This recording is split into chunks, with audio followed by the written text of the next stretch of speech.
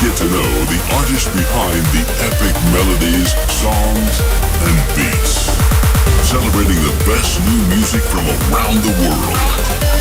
This is the A State of Trance podcast. Hey, what's up? My name is Ruben Ronde and you're tuned into another episode of the State of Trance podcast. And this week we have a guest that flew in all the way from Vancouver, Canada to be in the studio to represent his new album. It's called Satellites. Welcome, Somna.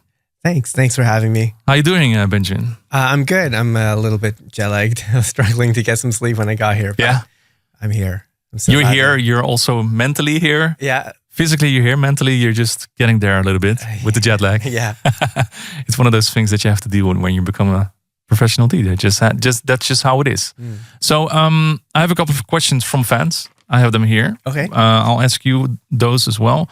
But first, we're going to start the podcast the way I always start the podcast, because there's always a moment in your life that you were sparked, that you were like, okay, dance music, that's it. What was your spark that you started out being interested in dance music? I was in like high school and one of my friends played a track called I Can't Stop Raving by an artist called Dune. Yeah. It's like I can't happy stop hardcore. raving.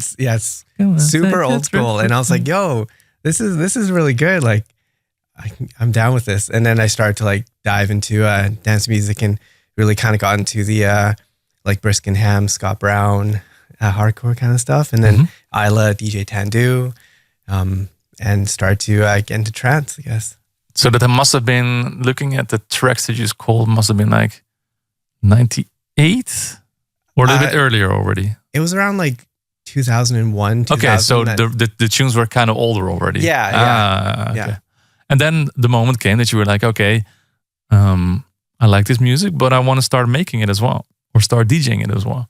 Yeah, that was like I started going to like underground raves and stuff, and I was kind of like, this DJ is playing some good songs, but they're not all songs that I really like. So I was like, I want to be up there and play all the songs that I like, and that's kind of how I started DJing. So just because you thought you could do it better? Not better, but just like more tailored to my own taste. Yeah. I see what you did there. Big question there. How do you explain to the generation that is there right now what a rave is, like an illegal rave? How would you say something like that went down? Well, back then it was like you had to call an info line to get the details in order to find out where it was held. Yeah. And then you had to like follow the instructions or meet up with someone to get like a piece of paper with the instructions. And it was a different time. Like it was good times. And they all went all night. I guess a lot of it's like clubbing now in Canada at least. So there's very few all night dance parties. Yeah. Back then that was like definitely the thing. And yeah. So back then you needed to solve a puzzle before you could go to a rave. Yeah, definitely. Yeah. So there was no Smoke pre-party signals. because if you were too drunk, then you couldn't go to the venue because you couldn't know what the password was or anything. So. Yeah, exactly. And okay, so you started your DJ career because you thought, okay, this is more tailored to my tastes. Yeah. I'll play music for myself. And then a moment also came that you started making music. What was that step like? That was in like 2003, and I guess it was just a natural progression, like wanting to grow as an artist and be able to share like my ideas. So I started using a program called Reason and Acid Pro. Oh yeah, way back in the day, and I was like in my parents' basement, just on this like CRT monitor, making it was like hard dance music back then. Yeah, and some trance actually was one of the first like tracks I made before I kind of deep dived into like hard dance, and then I kind of came back to trance later. Yeah. So it took you about 2 years into sitting in your parents' basement before you released your first tunes as Roadie Style. Yeah. So Roadie Style, that was your alias before Somna. Yes. Yeah, that was. Tell us about Roadie Style. Well, it's like 150 beats per minute, like hard dance, hard trance kind of stuff. And back then I was on a record label called Tidy Tracks. I know you guys still play Tidy Tracks on the... There was like a revive like 2 or 3 years ago. Suddenly with Tidy Tracks was back again. Yeah. So I used to be on the roster for Tidy Tracks, and that's when I moved to the UK, and I was playing a lot of shows and just like making hard dance music. That was up until about 2011, I think. So you moved away from Canada. To Canada to Manchester to pursue your dream? Yeah. I quit my job in Canada and then moved out to the UK for like 5.5 years. Wow. I guess that's a pivotal moment for every producer that's maybe listening to this show, that you get to a moment that you're like, okay, maybe I can do this professionally. Mm-hmm. And you decided, and you had the nerve also to, how do you say it? You were confident enough in yourself to do that and take a leap of faith. Yeah, it was scary, but so how did your parents? I was just about to say, like, react to that. Out of my parents are not really your typical Chinese parents. Like typical Chinese parents, like, yo, you gotta be like a doctor or like an engineer or something like that. My parents were like, they're really open to it. They said, if this is what you want to do and you think you can make a living out of it, then we support you. So they're okay with it. I think that's awesome, because I think if you're listening to this and you think like, I'm good enough at this, I can pursue this, I feel I have enough talent to, or not even talent, but you work hard enough to make a difference, what's the worst thing that can happen? Mm-hmm. You fall flat on your face, you get up again. I guess that's what it is, right? You never know unless you try. So how was the experience for you to actually move to another place where you were all by yourself, except for people from the label, I guess? Yeah, it was. What kind of environment did you get into?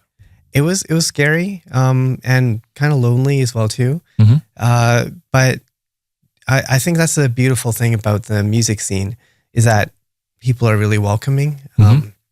So I was lonely, but at the same time, I had people that I guess like fans and other artists as well too, that I could talk to. And it was, I guess the passion for trying to make it as an artist kind of overcame the loneliness of being alone. Yeah, that makes sense. Because if you move somewhere, you kind of feel, there's probably like-minded people around you that you can connect with straight away, I guess. Mm-hmm. So this was 2011 that you moved to the UK? No. Before that? Yeah, around 2005. Okay. That was when I moved to the UK. That's when I was like, okay, I'm going to do this full time. Okay, and then you did roadie style for a bit, for like a few years. Mm-hmm. In 2008, you even won the Best New Phase Award at the Hard Dance Award. Yeah, I did. I wrote like a poem and read it on the stage. I don't remember it, but yeah. That was a special moment, I guess. But the Hard Dance, you left it behind because at a certain point you were like, okay, I'm going to leave this behind and focus on trance. Mm-hmm. Why did you? Because I guess if you win an award like that, you have tidy tracks behind you. You moved across the ocean to pursue a career as roadie style. Why did you decide to leave that behind and focus on a new alias? Start over again. Yeah, it was tough starting over because it was definitely like right back at the bottom. Mm-hmm. I've always enjoyed melodies, and I think the thing is when I started making music in general, the first track I actually made was trance, and it was released on Tunnel Records. Yeah. On like Tunnel Trance Force and stuff like that way back in the day. But then I started making hard dance, and it kind of stuck. So like that took off for me. So I started focusing on that. Like, okay, this is successful. I'll keep going this way. Yeah. Yeah. But like I've always really loved writing melodies. And when I decided to move back to Canada, because I met my wife when I was on tour, and I was kind of like, hard dance isn't sustainable in North America as well. And I really want to focus on writing music that is a lot more melodic and not kind of like really crazy hard and stuff, stuff that my parents might actually enjoy. Yeah. And then so I started in 2011, started to focus on writing trance more. The first release, correct me if I'm wrong, was together with Vio Cassel and Sarah Jane Nield, Without You, on Songbird. Yeah. So you kicked off your trance career straight away with a big label. Yeah, I think, I guess the beauty of being at it for a while before doing Somna was that I built up like contacts, and I kind of had a general idea of how to send demos and, you know, what to expect. So I wasn't kind of going in as like a complete noob. Yeah. And also when I sent in my demo, I was like, look, hey, you know, Black Hole, my name is so-and-so. I've got some releases in the past. I was actually making like house music and stuff as well. So I was like, here's some of the stuff I've done on like Ministry of Sound and other labels, and here's my new trance track. So I think it helped because they were like, oh, this isn't some like random guy. He's actually got like a little bit of stuff behind him. So a big lesson to be taken in there is that you have to put some context into your demos that you send out. It helps. Yeah. So we're like, okay, I'm not a complete noob. I've done some stuff in the past. Check out the tune that I did in a different style. Yeah, it helps like legitimize your demo email a little bit, I think. And then not long after that, you had your first release with Andy Moor. Help me out. That's the One Thing About You. Yeah. That was the first one on Ava Recordings? That was... or was there already releases before that? The first collab that I did with Andy Moor, but my first Ava release was actually back when Ava was part of Armada. Yeah. And that was my first Ava release. But the first collaboration with Andy was our 100th release as Ava. Yeah. And that was One Thing About You. Which topped the Beatport chart for, I don't know, 3 years. I wish. No, it was on top of the list a long time. I remember that very well. Because I remember working with, when Ava was part of Armada, I was doing the A&R things together with Andy as well back in the days. How did your relationship start with Andy? Because the funny thing is that you lived in Manchester for a while. He's from Stoke, which is not so far away from each other. You lived a parallel life, I guess. Yeah. How did you guys meet up?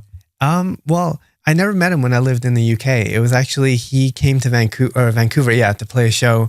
And I picked him up from the airport because I was like looking after him in lounge. And before that, I kind of reached out on email and expressed my interest in getting involved. I was like, look, I'll listen to like crappy demos. Like I'll do anything. I love to get involved.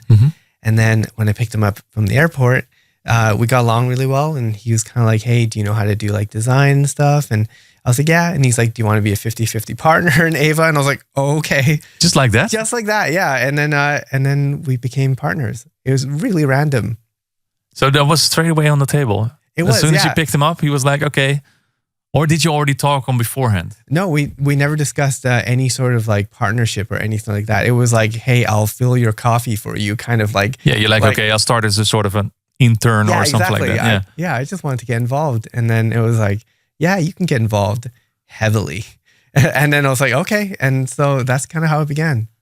That must have been an interesting weekend for you, that you come home after dropping him off and you're like, what the hell happened here? Yeah, I don't think it really hit me right away, but it hit me later. And I was like, okay, this is actually a lot of work as well too. Yeah. But I have run like hard dance labels in the past. So perhaps Andy knew my background, like having run some labels. So yeah. Maybe he did some research already. He was like, okay, this kid is going to pick me up.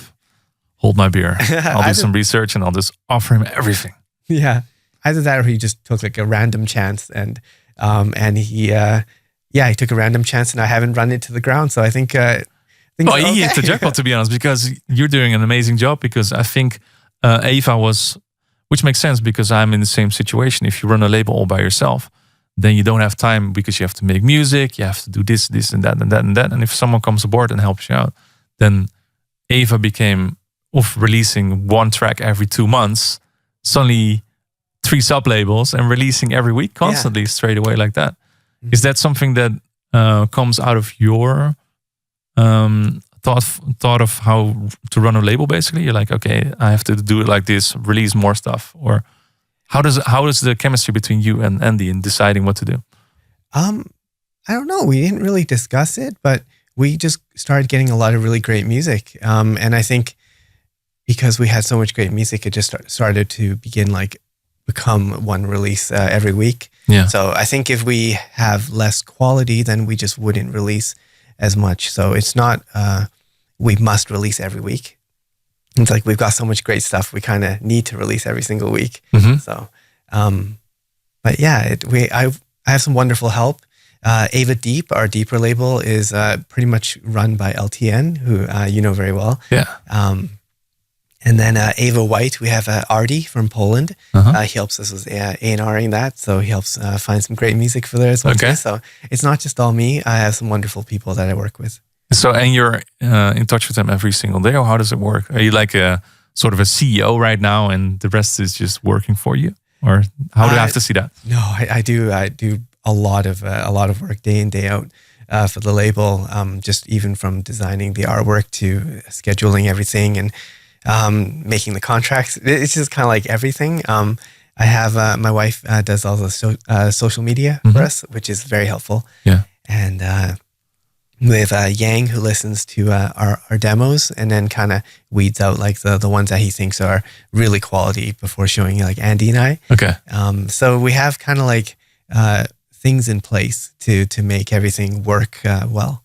So Andy took you in, and you took in a whole team. Basically, that's how it is. Yeah, pretty much. I think that's awesome. And how do you deal with it if Andy likes a tune a lot and you don't, or the other way around? I definitely will let him know my thoughts, and as well, and other way around as well too. And we'll discuss it and kind of see like the reasons why. But at the end of the day, we've never had any disagreements about tracks. I think our tastes are very aligned, and Andy knows good music. So when he usually comes up with a track that he says like, "Hey, this is really good," then I'll be like, "Oh yeah, this is really good," and kind of goes from there. So we're fingers crossed, everything's all good right now. I guess so. You're doing a good job together with Andy, and of course with the rest of the team. I didn't know there was so many people also behind the scenes working on Ava.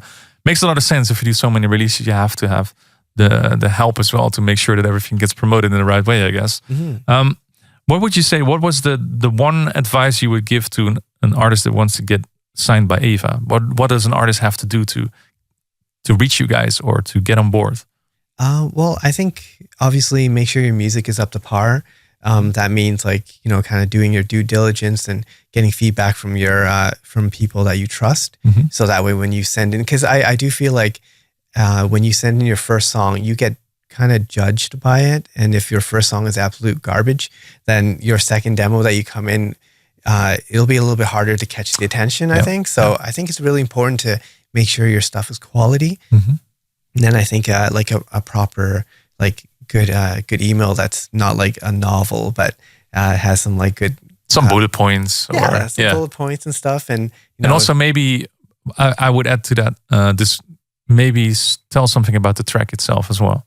Like this is something like this and this and this, or the genre, or this sounds like an artist like this or that. Or yeah, that helps, because if they're like, hey, this is like this is opera music, then like, we don't have to listen to it right away. So saves you a lot of time. Yeah, it does.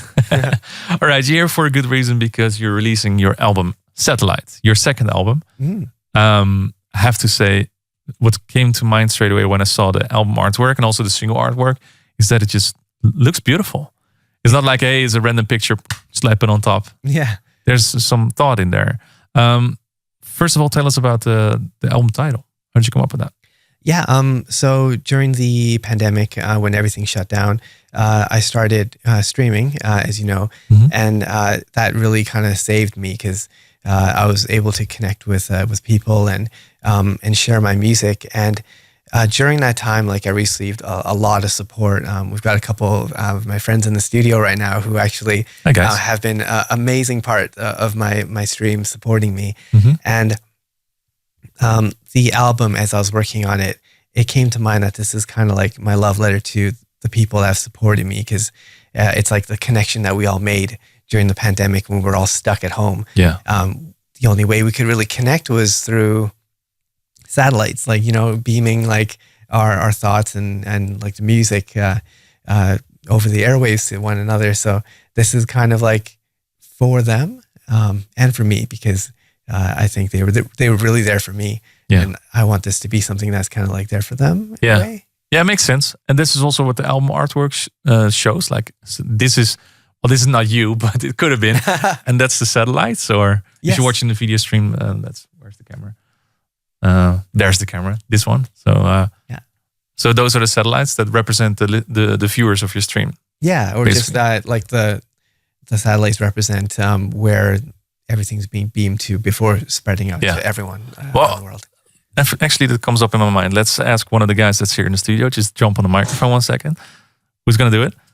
There you go. Yeah. Professional podcast maker, by the way.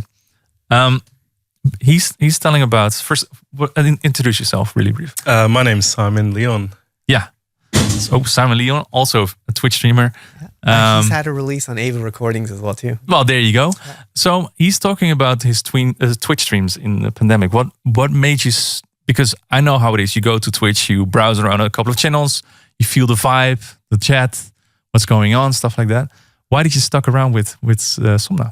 Well, I discovered Somna when he was doing music production streams, and I thought, and I've been loving trance for decades, and I thought, oh, maybe I could try this as well. And you graduated from music production streams to actual Twitch streaming, and I thought this is just a thing during a pandemic, and I just started. It became like a way of life. Yeah, I would always try and tune in and fit the streams around my. We were all stuck at home, and it was just something that it was an escape for me. Okay, so he just brought you like a whole new career almost. Then yeah, absolutely. That's awesome. Simon was I think he's one of the first ever subscribers I ever got in the 3 years. He's like the first one that subscribed to me. And I think that's great about Twitch streaming, that you actually like people from the chat become from names, they become friends. That's amazing. Well, that's nice. Thank you for your story, Simon. I just wanted to have him on the microphone just to see what's So Satellites, what was the hardest thing about creating this second album? Because the first one was in 2020, just before the pandemic. How did you motivate yourself to create another album? Motivate myself. It's a funny question because when I did my first album, I was like, oh, maybe I can finally go on A State of Trance and do a guest mix because it's like a dream come true being here. And then I was like, yes, my album's done. I'm all ready. Maybe this can happen. And then the pandemic was like, nope. Yeah. And then I was like, oh no. And then I love writing albums because you can be creative. But I was also like, in my mind, I was like, okay, well, I better write a second album so I can get on A State of Trance. Yeah. And here you are. Yeah, here I am. So one of the motivations was to get on the show, just to write an album. Yeah. Well, there you go. Tick it off. Yeah. No, thank you so much for.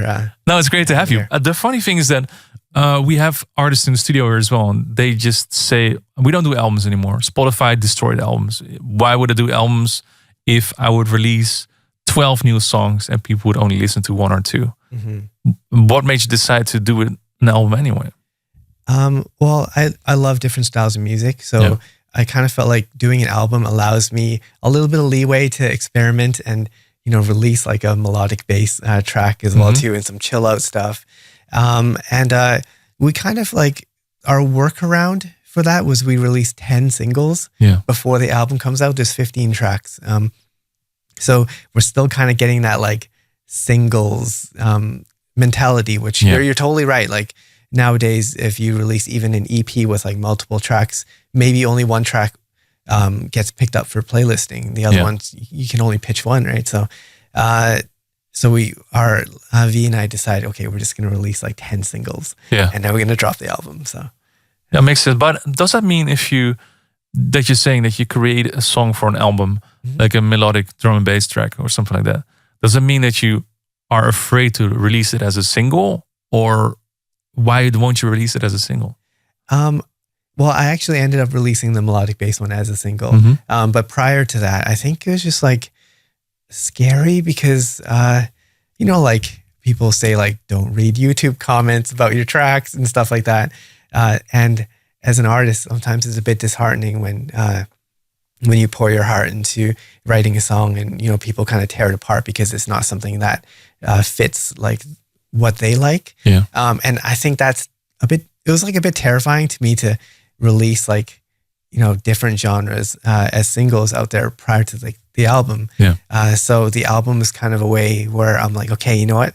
I can justify having like a non-trance track releasing because I can just be like, it's part of the album. Yeah. So. I really encourage that because, to be really honest with you, I think the new generation that is growing up right now, that's the 18-year-olds, 17, 16, they don't care about genres anymore. I guess it's just about that one person on YouTube or Reddit out of you have a lot of listeners on Spotify. Out of the thousands of people, there's one or two in the YouTube section or Twitter, the garbage can that's called Twitter nowadays, that put something hateful on there about your music. But you're like, okay, this encourages you to experiment and just show your true artistry of making music. Yeah. So I think that's very good that you did that, to be honest, to create something that's outside of the box. It's still melodic. It's still trancey, I guess. And like I said, the new generation doesn't give a shit about genres anymore. So I think kind of goes back to the Twitch stuff as well too. There was a lot of support from people on there that was like, we love it when you play something other than trance on stream. And it kind of validated that that there are people that just want to enjoy good music of any kind, and that I shouldn't be afraid to experiment. Yeah.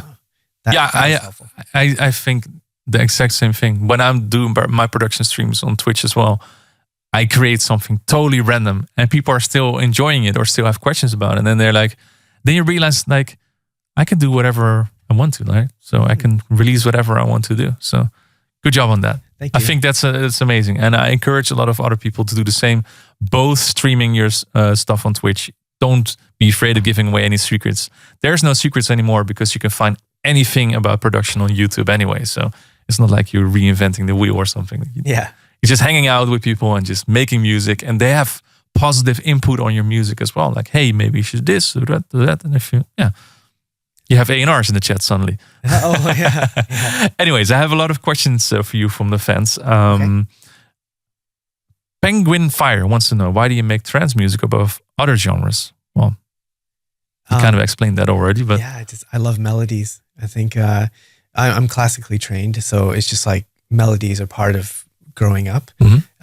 So yeah, I love the way it makes me feel, or it brings up like a memory or something like that. So I think everyone that listens to trance can kind of relate. Yeah, the melodies, the chord progressions, yeah, the happiness or sadness sometimes, I guess. So you classically trained. Did you go to musical school or something like that? Like I took lessons. I played violin, and I played in an orchestra for a couple of years as well too. And then I quit because I hated it. Because my parents, they were like, you're gonna regret it, and then I was like, no, I'm not. And then now I'm like, okay, I regret it, but it was very helpful. Do you think it's an advantage or disadvantage that you have musical knowledge going into a DAW and making dance music? It's an absolute advantage for sure. It's not to say that if you don't have classical or trained or musical background that you can't do it. Yeah. Because I think anyone can do it for sure. It's a definite. It helps for sure. But don't let it discourage you from making music if you really have a passion for it. You don't have to stick to the rules. Yeah, exactly. Certain things. Oranda wants to know, what was your best show ever? Ooh. Actually, I think it might be in Tokyo recently. I played at Warp Shinjuku, and the crowd in Tokyo they're amazing. They're really there with you when you play. I feel like if they don't know who you are, they kind of research who you are before they come to the show as well, which is amazing. And it's just, probably one of the best crowds I played to. Why was it so special then, besides that they are very close around you? Oh, If you'd like, is that a lot better than doing something, for example, Dream State or anything? no, Such a massive crowd versus like a small club crowd. Well, I think you definitely feed off the energy of people when you play as a DJ, and when they're really far away, like a festival, sometimes it's hard to judge whether or not they're enjoying it or not.